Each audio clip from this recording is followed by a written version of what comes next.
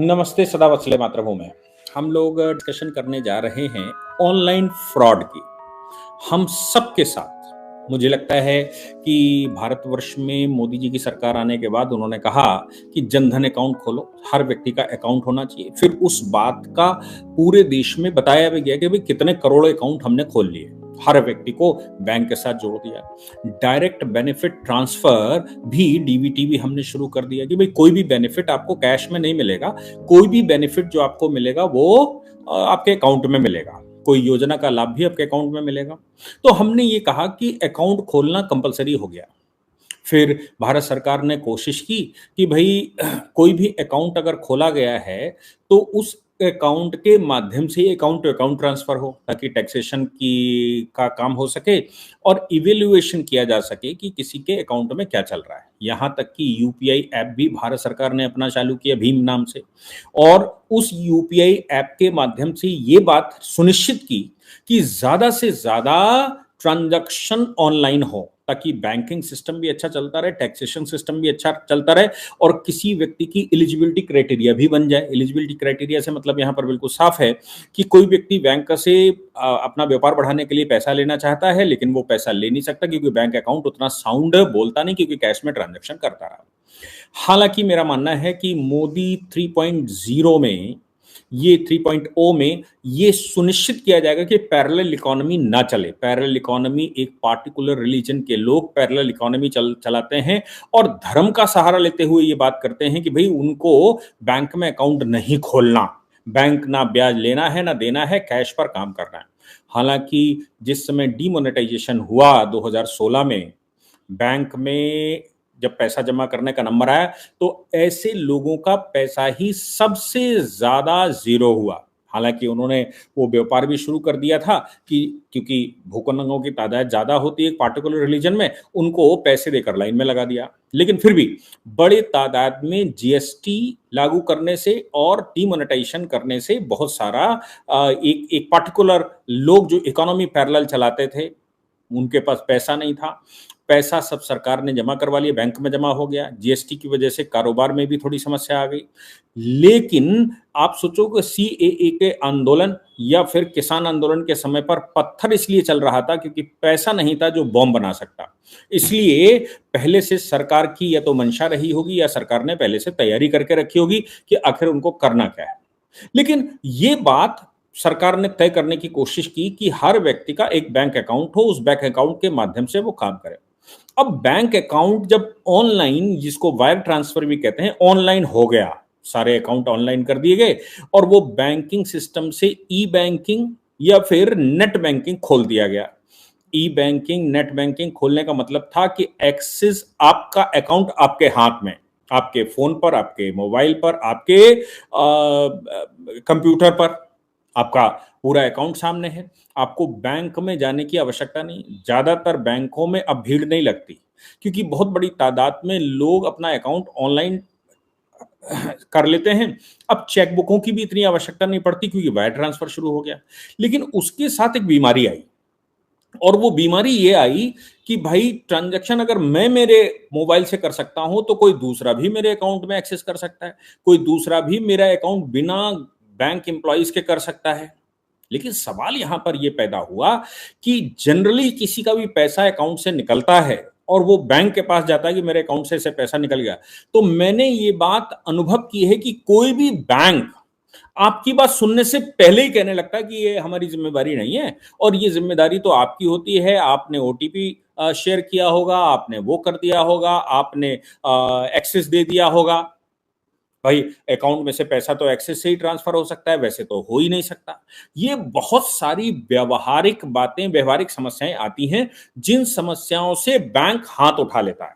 जबकि लोगों का मानना है कि भैया मेरा अकाउंट आपके पास है, आपने फैसिलिटी दे रखी, मेरे अकाउंट के कस्टोडियन आप हैं, इस बात का हम आपको पैसा देते हैं। बैंक का करंट अकाउंट में आप हमारा पूरा ब्याज खा जाते हो और सेविंग अकाउंट में जो पैसा हमारा रहता है उसका मिनिमम इंटरेस्ट देते हैं। करंट अकाउंट में आप उसको मेंटेन करने का भी पैसा लेते हैं। तो कुल मिलाकर मेरे अकाउंट की कस्टडी आपके पास है, आप कस्टोडियन है मेरे अकाउंट के, मेरे अकाउंट की संरक्षण करना आपके। भाई मैं बैंक में क्यों गया?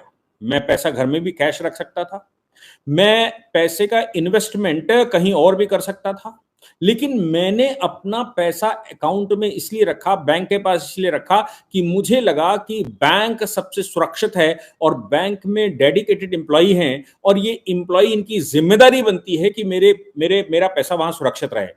और जिस समय मेरे अकाउंट के साथ फ्रॉड हो गया, उस समय बैंक हाथ उठाकर ये कह दे कि हमारी जिम्मेदारी नहीं है, ये जिम्मेदारी आपकी है, तो आप सोचिए कि कितना कष्ट होगा। इस कष्ट का निवारण ऑनरेबल मुंबई हाई कोर्ट ने किया। बड़ा मार्मिक विषय था और वो मार्मिक विषय इसलिए था क्योंकि किसी व्यक्ति के अकाउंट से, किसी कंपनी के अकाउंट से 76 लाख रुपए निकल गए। 76 लाख। अब उस कंपनी तो बिल्कुल पैदल हो गई, उसके अकाउंट में जो भी पैसा पड़ा था वो एक दिन के बाद दूसरे दिन, एक ही दिन में खट खट खट खट खट खट खट खट निकलता चला गया। और वो पैसा जब तक वो कंपनी के डायरेक्टर या जिनके पास भी सूचना जाती है वो होश में है, तब तक बैंक अकाउंट खाली हो चुका था। वो बैंक के पास गए, बैंक से उन्होंने कहा कि भाई मेरे अकाउंट से पैसा निकल गया है, मुझे कोई सूचना भी नहीं है। बैंक ने सीधा हाथ उठाते हुए कहा कि हमारी जिम्मेदारी नहीं है, आपके अकाउंट में किसी ने एक्सेस किया है, आपकी अनुमति के बगैर एक्सेस हो नहीं सकता, या तो आपने किसी को मोबाइल पकड़ा दिया है या ओटीपी शेयर कर दिया है, और आपने चूंकि बेनिफिशियरी जिसके अकाउंट में ट्रांसफर हुआ है वो बेनिफिशियरी अकाउंट आपने पहले बनाया है, उसका टाइम होता है घंटे 2 घंटे का, वो तो आप ही ने बनाया है, इसलिए हमारी जिम्मेदारी नहीं बनती। पहले आपने बेनिफिशियरी रिकॉर्ड करवाया, बेनिफिशियरी रिकॉर्ड करवाने के बाद उसका अकाउंट परफेक्ट हुआ, परफेक्ट होने के बाद उससे ट्रांजैक्शन हुआ और कई छोटे छोटे ट्रांजैक्शन करके कुल मिलाकर अलग अलग अननोन अकाउंट्स में 75-76 लाख रुपया ट्रांसफर कर दिया गया। अब किसी के पास अगर एक्सेस है तो वो बैंक की लिमिट भी बढ़ा सकता है, बैंक लिमिट बढ़ाई और उसने ट्रांसफर कर दिया। बैंक ने हाथ उठा लिया, कंपनी बेचारी रोती गाती क्या करती, उसने साइबर सेल के पास एक एफआईआर की, बैंक के पास भी कंप्लेंट की। बैंक ने कंप्लेंट का डिस्पोजल ये कहते हुए कर दिया कि चूंकि इन्होंने बेनिफिशियरी बनाया था, चूंकि इनका ये, चूंकि वो और सब, इसलिए इनकी जिम्मेदारी बनती है, हमारी नहीं। इन्होंने ही कहीं से ऑपरेट किया है, हमने नहीं। इस बैंक के डिस्पोजल के बाद वो बैंकिंग ओम्बड्समैन गया, यानी कि बैंकिंग लोकपाल के पास, क्योंकि उसकी अपील बैंकिंग लोकपाल के पास ही होती है। बैंकिंग लोकपाल के पास जाकर उन्होंने अपील की। और बैंकिंग लोकपाल क्या होता है? लोकपाल में तो वही बैंक के जो सीनियर ऑफिसर्स होते हैं तमाम बैंकों के, आरबीआई के या इधर के, वही बैठते हैं, मतलब वो तो मौसेरे भाई हैं। अब उन मौसेरे भाइयों ने ये डिसाइड कर दिया, चूंकि बेनिफिशियरी उसमें रिकॉर्ड हुआ था, बेनिफिशियरी रिकॉर्ड होने गए, यानी कि बेनिफिशियरी जो आपने बनाया अकाउंट उसमें रजिस्टर किया था बेनिफिशियरी में, उस बेनिफिशियरी के रजिस्ट्रेशन के बाद ही ट्रांसफर हुआ और सीधा ट्रांसफर अकाउंट से नहीं हुआ, इसलिए बैंक की जिम्मेदारी बनती है, वो जिम्मेदारी आपकी बनती है। साइबर सेल के पास जब मुकदमा गया था तो साइबर सेल के पास केस था, वो व्यक्ति बैंकिंग ओम्बड्समैन के बाद हाई कोर्ट गए, मुंबई हाई कोर्ट में उन्होंने फाइल किया, मतलब वो कंपनी ने मुंबई हाई कोर्ट में कहा कि भाई हमारे 76 लाख रुपए निकल गए और बैंक और बैंकिंग ओम्बड्समैन कह रहा है हमारी जिम्मेदारी नहीं बनती और हमें पता भी नहीं कि मेरे अकाउंट से निकल गए। बैंक ने साइबर सेल को बुलाया, साइबर सेल के पास एफआईआर थी, चूंकि साइबर सेल की इन्वेस्टिगेशन में आया कि भाई जिसका अकाउंट था उसके पास कोई ओटीपी गया ही नहीं, बेनिफिशियरी रिकॉर्ड का भी कोई ओटीपी नहीं गया। अब चूंकि जिस समय बेनिफिशियरी ऐड किया गया था उसका कोई ओटीपी नहीं गया, बेनिफिशियरी ऐड हो गया, इसके बाद जिम्मेदारी किसकी? तो हाई कोर्ट ने कहा, अब बैंक कह रहा है कि हमारा कोई फॉल्ट नहीं है, हमारी तरफ से कोई ट्रांजैक्शन नहीं हुआ, हमारे बैंक एम्प्लॉइज ने कोई एक्सेस नहीं किया, बैंक एम्प्लॉइज ने कोई ट्रांजैक्शन नहीं किया, अब जो भी फ्रॉड हुआ उसमें मेरी जिम्मेदारी नहीं है। बात तो उनकी जायज है कि भाई हमने तो फ्रॉड किया नहीं, बैंक एम्प्लॉय ने फ्रॉड किया नहीं, बैंक के किसी कर्मचारी ने कुछ किया नहीं है, और इसमें हम क्या कर सकते हैं। तो सवाल हाईकोर्ट के सामने ये आया कि भाई जिसका अकाउंट है उसने कुछ किया नहीं, उसके मोबाइल से कोई ट्रांजैक्शन हुआ नहीं, उसके मोबाइल से ओटीपी बेनिफिशियरी रिकॉर्ड होने का, बेनिफिशियरी ऐड करने का कोई ओटीपी आया नहीं, उसने बेनिफिशियरी ऐड करने का कोई एक्सेस दिया नहीं, तो फिर आखिर जिम्मेदारी किसकी है? तो बैंक तो सीधा कहता है जिम्मेदारी क्लाइंट की है, वो जाने, उसका काम जाने। क्लाइंट कह रहा है हमने साहब कस्टोडियन इनको बनाया था, इनके पास पैसा मेरा था, हम तो इन पर विश्वास करके चल रहे हैं, इनका सॉफ्टवेयर ठीक होगा, इनका सिस्टम ठीक होगा, इनका इनका सुरक्षित होगा, ये सुरक्षा की जिम्मेदारी इनकी पे, तो पैसा दे दिए मैंने अकाउंट में, पैसा डालकर इनको वो दिया, इसका बाद काम पैसा देते हैं, ये हमारे लिए काम करते हैं, मेरा पैसा इनके पास है। मेरा पैसा अगर मुझे ही सुरक्षा करनी होती तो मेरा पैसा मेरे पास होता, मैं क्यों बैंक में जमा करने जाता। बात तो बिल्कुल उनकी ठीक थी। ऑनरेबल हाई कोर्ट ने कहा चूंकि आप कस्टोडियन हैं और एज पर आई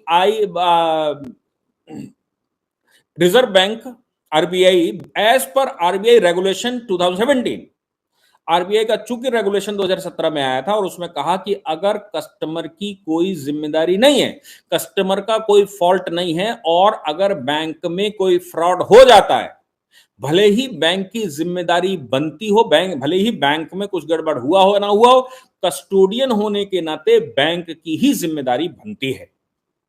ऑनरेबल हाई कोर्ट ने कहा कि ये 76 लाख रुपया बैंक ऑफ बड़ौदा को वापस करना होगा।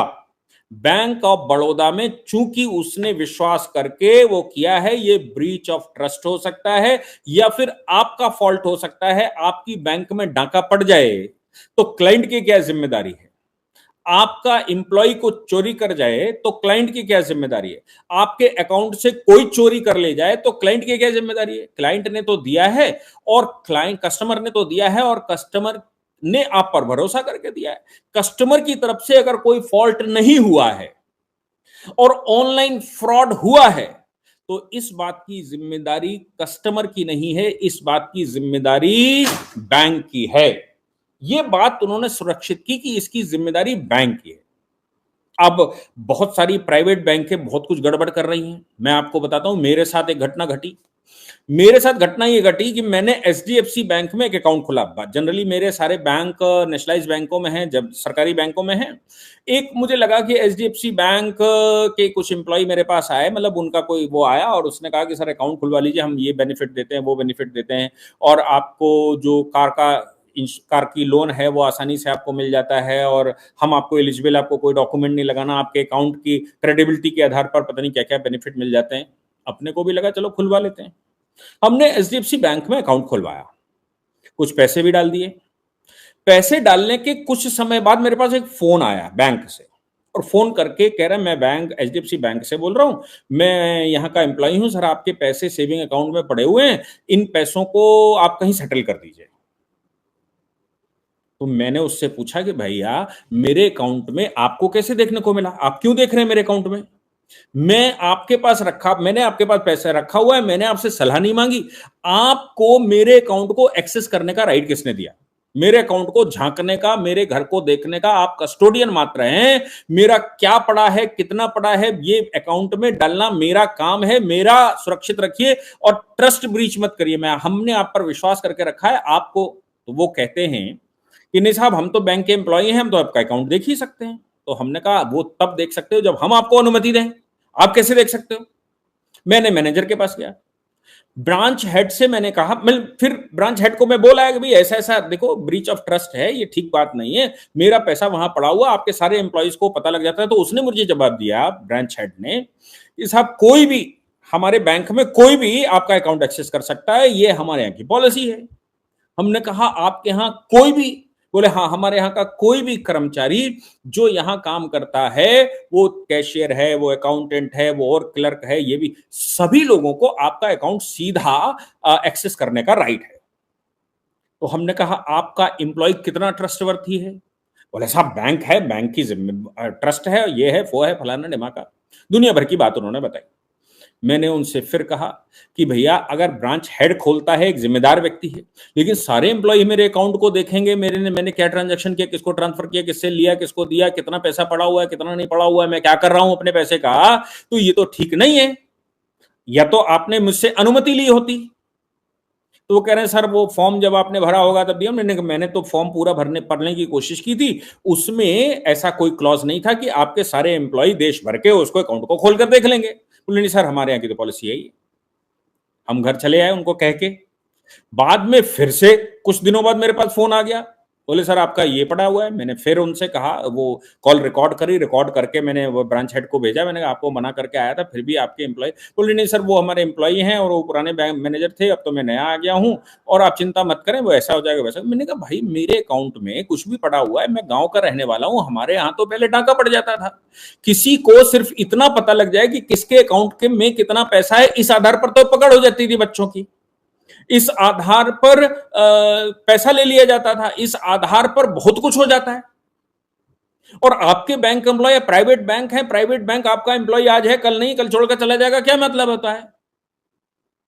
उन्होंने कहा नहीं सर ये तो हमारे यहाँ की पॉलिसी। मैंने उनको एक लिखित कंप्लेंट दी, मैं आपको बताता हूं, अभी तक डिस्पोजल नहीं हुआ है। एक लिखित कंप्लेंट दी, ये उनकी सील भी लगी हुई है, रिसीविंग।